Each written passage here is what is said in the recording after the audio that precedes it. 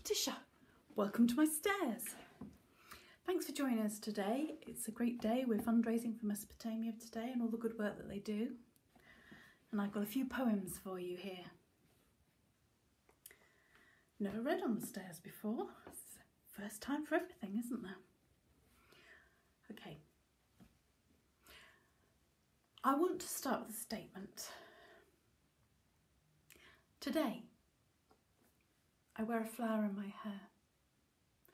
Not because the sun is shining, although it is. Not because winter has left us.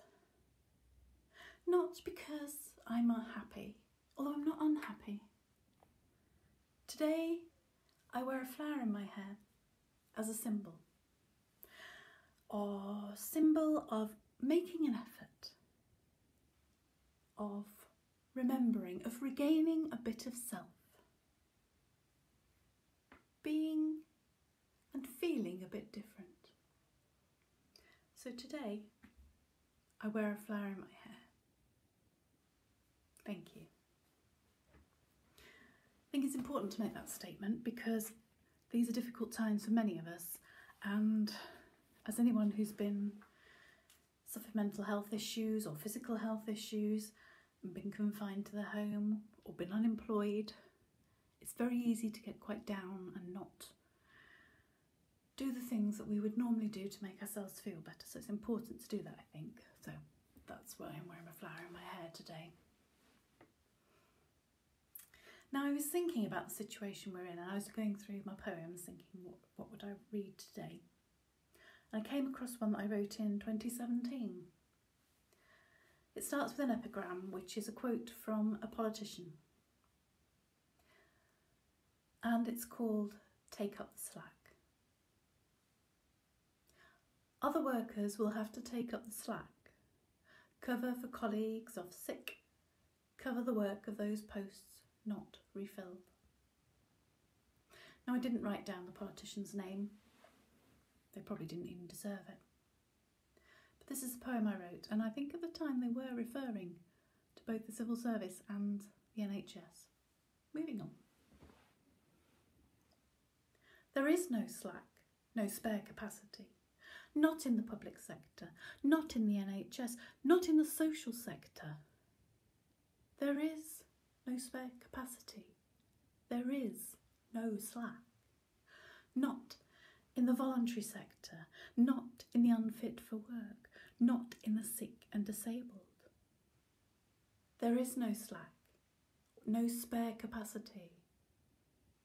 Not in the overdrafts of the working people, not in the bank balance of the unemployed.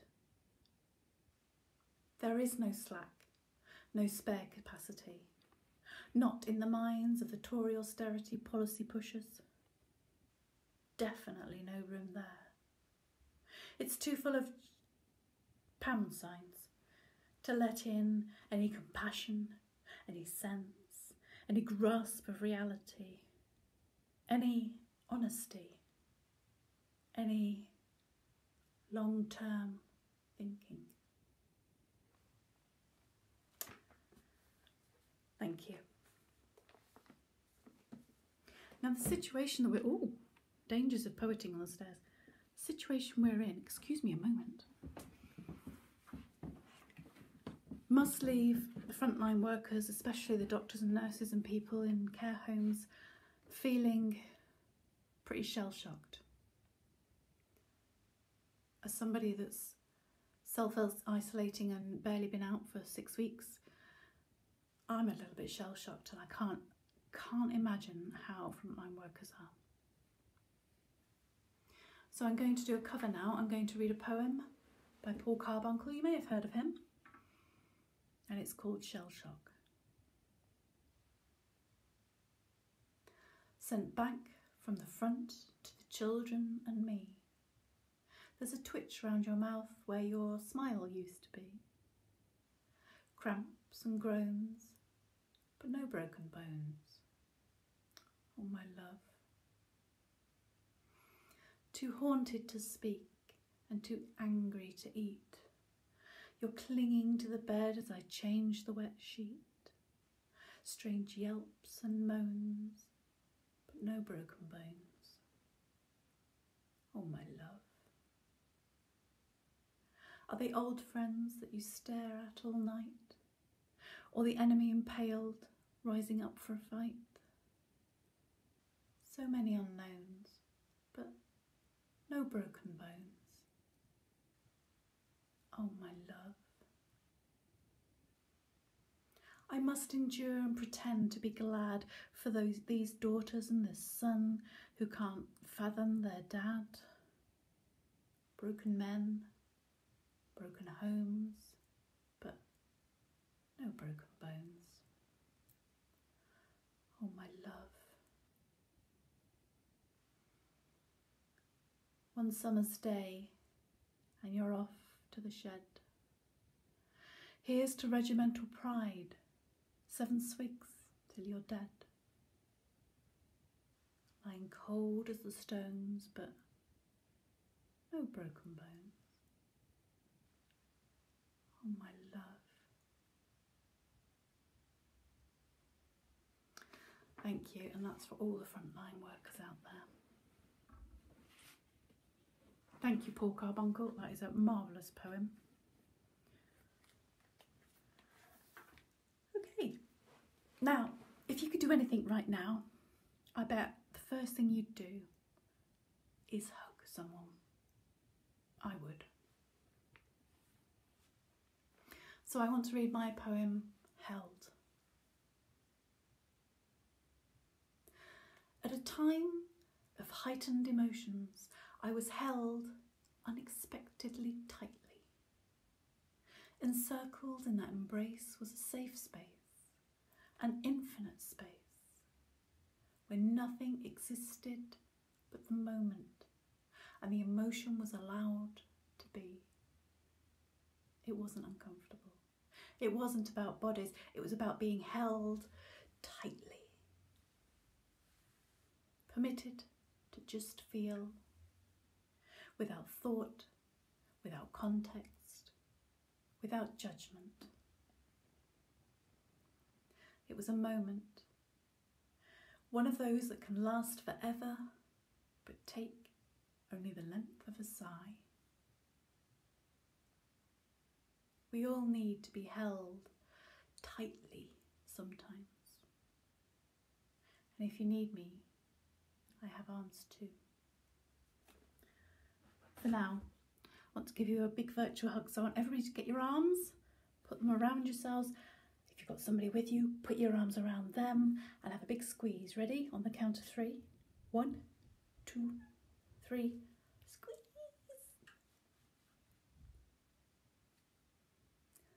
There. And we can all have a real hug soon.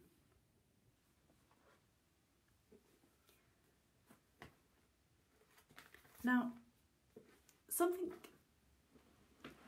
occurred to me that we could do. When I was at a festival, 2 years ago, and you know how it is when you're at a festival and you catch someone's eye, and you don't know them, but you catch their eye, and then in the firelight or in the light of the festival, your shadows elongate and your shadows meet, even though you don't. I'm not saying that happened to me, but this is my poem. It's called Shadow Dancing. We see ourselves greet, move together and embrace. Comfortably, we pull away a little and pause, searching for our reflection in the other's soul. Our heads change angle, lean in to inhale our dreams. Tilt, brush lips. Swaying in unison, our embrace tightens to become one. Hearts full, we cross paths, 2 meters apart obviously, with barely a glance. We strangers part, and our shadows remain. Thank you.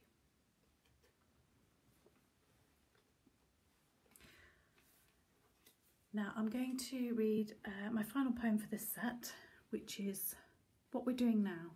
What we're doing now, I think, is really important, because what we're doing now is we've all come together in solidarity. We are all gathered here today. So this is my poem entitled Gathering. And it came to me when you try and explain your language to somebody that speaks another language and you come across a word like gathering. That's where this poem started from. But it's what we're doing here today. We gather our families to our bosom. We gather our loves in our hearts. And we gather our thoughts in our heads. And we gather ourselves together. We gather our friends to celebrate. We gather together to mourn. We gather our treasures as we move on, and we gather our skies before storms. We gather our skirts before we leap.